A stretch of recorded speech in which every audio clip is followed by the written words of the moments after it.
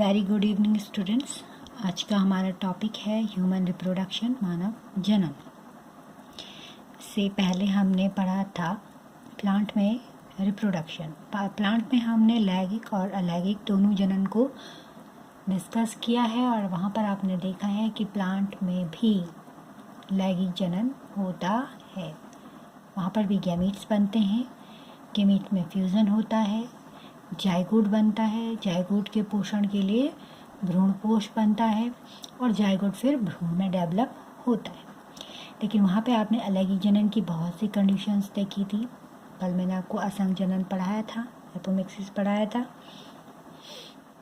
उससे पहले मैंने आपको काई प्रवर्धन के बारे में बताया था। और प्लांट रिप्रोडक्शन में अभी टिश्यू कल्चर है जिसको हम आगे डिस्कस करेंगे, जो कायिक जनन की ही एक विधि है, लेकिन वो एक एडवांस मेथड है। तो मानव जनन बेटा एक मानव शरीर क्रिया विज्ञान का ही एक टॉपिक है जो आपने कक्षा 11 में पढ़े हैं और मानव जनन को स्पेशली 12th में डाला गया है। ये इस चैप्टर का मेन उद्देश्य है आपको सेक्स एजुकेशन के बारे में जानकारी देना। इसमें देखिए बेटा कि लैंगिक जनन अलैंगिक जनन से जटिल प्रक्रिया। आपने पीछे देखा था प्लांट के केस में कि लैंगिक जनन में बहुत देर लगती है और बहुत सारी मेथड उसमें होती हैं, जबकि अलैंगिक जनन बहुत इजी और फास्ट मेथड होती है। फिर भी लैंगिक जनन क्यों प्रकृति में बनाया गया है? लैंगिक जनन प्रकृति में इसलिए बनाया गया है क्योंकि लैंगिक जनन से विभिन्नताएं उत्पन्न होती हैं। आपको मैंने कक्षा 11 में अर्धसूत्रीय विभाजन पढ़ाया था, तो उसमें आप देखिए कि जब मियोसिस गैमीट्स जब बनते हैं, युग्मक जब बनते हैं, तो उस समय अर्धसूत्रीय विभाजन की क्रिया होती है, मियोसिस होता है। और मियोसिस बनने के लिए आपको याद होगा कि रिकॉम्बिनेशन होता है, गुणसूत्रों के बीच में रिकॉम्बिनेशन होता है। ठीक है, इस रिकॉम्बिनेशन के टाइम पे वेरिएशन आता है। सीधी सी बात है कि लैंगिक जनन से विभिन्नताएं आती हैं प्रकृति में, और जो सबसे सुटेबल विभिन्नता होती है प्रकृति उसको छांट लेती है। सेम इंसान के केस में है, ह्यूमन के केस में है। बहुत प्रकार के इंसान बनते हैं और जैसे सपोज अभी आप देख रहे हो कोविड-19 कोरोना वायरस से फैला हुआ है, तो इसमें हो सकता है कुछ लोग ऐसे हैं जिनमें बहुत अच्छी इम्यूनिटी डेवलप है, जिन पर इसका कोई असर नहीं हो रहा है, तो वो सर्वाइव करेंगे। प्रकृति ने उनको छांट लिया, वो जिंदा रहेंगे।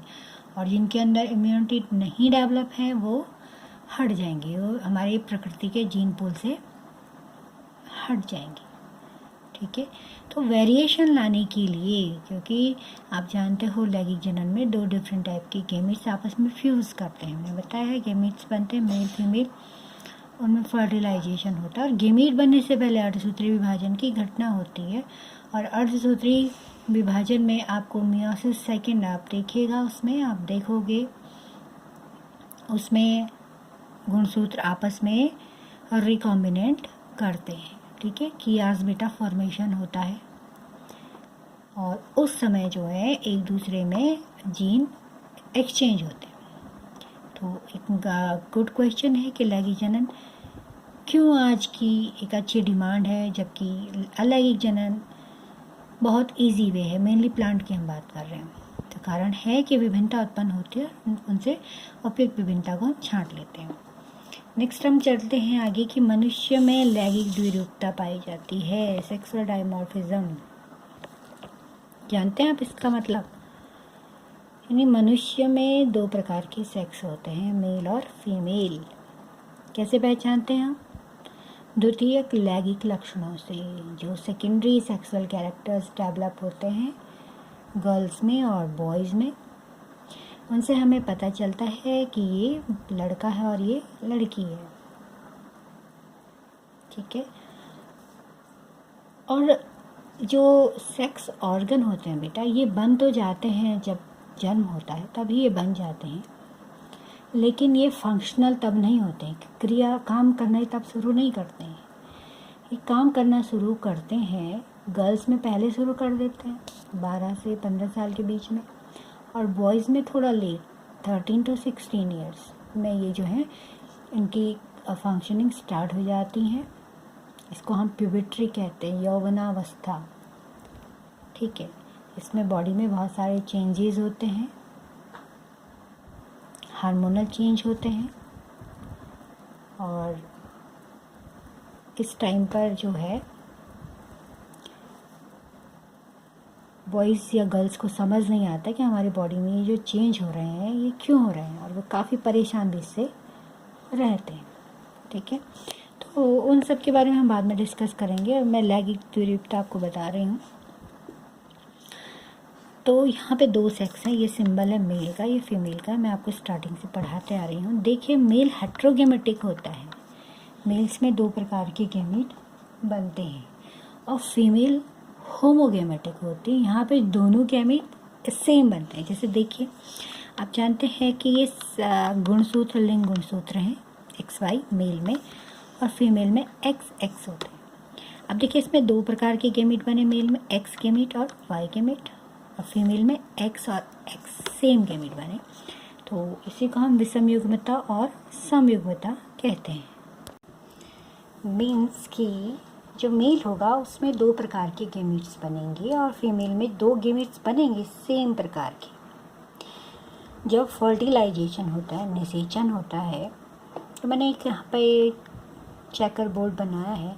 तो ये फीमेल की गैमीट है XX, और ये मेल की गैमीट है XY। ठीक है, इसमें क्रॉस की 4 प्रोबेबिलिटी होती हैं, उस प्रोबेबिलिटी को हम डिस्कस करेंगे। ये X इस X के साथ कंबाइन हुआ XX, now this X get combine with this X, here we also found XX। यहाँ देखिए, अब X Y से कंबाइन हुआ XY, ये Y X से कंबाइन हुआ XY। तो प्रकृति के नियमानुसार आप देखिए 50% मेल और 50% फीमेल बनते हैं, यानी कि प्रकृति का लॉ कहता है कि जेनेटिक रेशियो इक्वल होता है, जितने मेल उतने फीमेल। लेकिन प्रकृति, आप समाज में रेशियो देखिए तो गर्ल्स का रेशियो कम है, बॉयज़ का रेशियो अधिक है।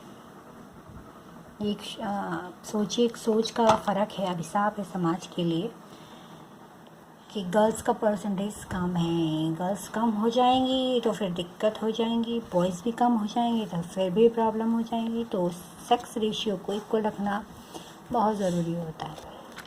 देखिए, इसमें एक रिसर्च भी हुई है कि जो किसी फीमेल का या किसी महिला की बैक हिस्ट्री अच्छी ना रही हो, ठीक है, उसके गर्भ में यदि मादा भ्रूण होगी तो उसके जीवित रहने की क्षमता नर भ्रूण से अधिक होती है। उसकी हिस्ट्री से मतलब है कि उसके बच्चे नहीं हो पा रहे, ठीक है, उसको प्रॉब्लम है कुछ, तो अगर उसके गर्भ में मादा भ्रूण आती है तो उसके सर्वाइव करने की क्षमता नर भ्रूण से अधिक होती है।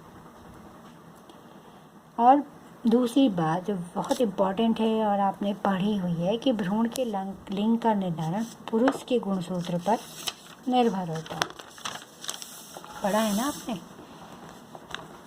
लेकिन समाज में क्या कहा जाता है, फीमेल को रिस्पॉन्सिबल ठहराया जाता है, जबकि ऐसा नहीं है। सेक्स का डिटर्मिनेशन मेल के गैमीट पर निर्भर होता है।